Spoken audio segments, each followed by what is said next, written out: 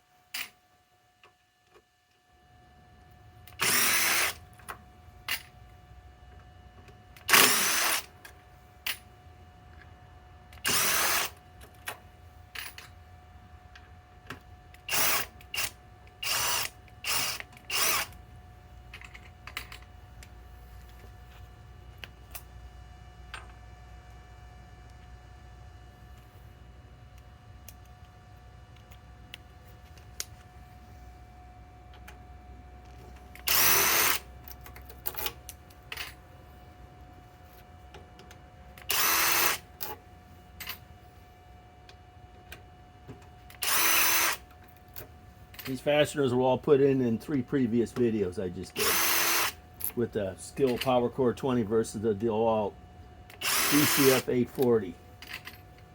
And this unit does not seem to be getting that hot. I am going to have to do an extensive test on this unit to see if I can get it really hot. You know? Interesting to see if I could do that.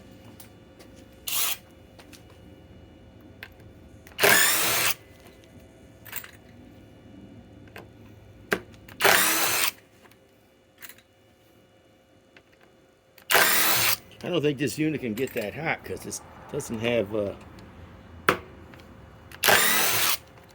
as much impacts per minute or RPMs as the as the 840.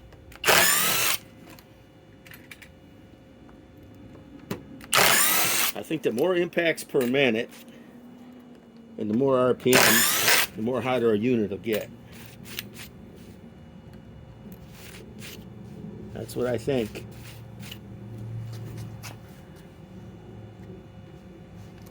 I think I removed everything. I think it's all been removed.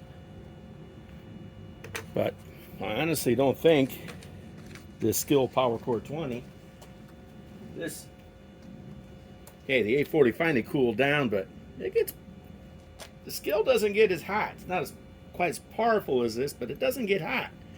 Because look at the difference. This is thinner. This is bigger. The motor seems bigger in the SKIL. Look at the size of everything. Yeah, this is nice and small, but the SKIL is a little bit bigger, and I think it would dissipate the heat better than the 840. Can't remember who did it, but some guy about burned one of these up on YouTube. Maybe it was Powerful Tool Innovations almost burned up an 840.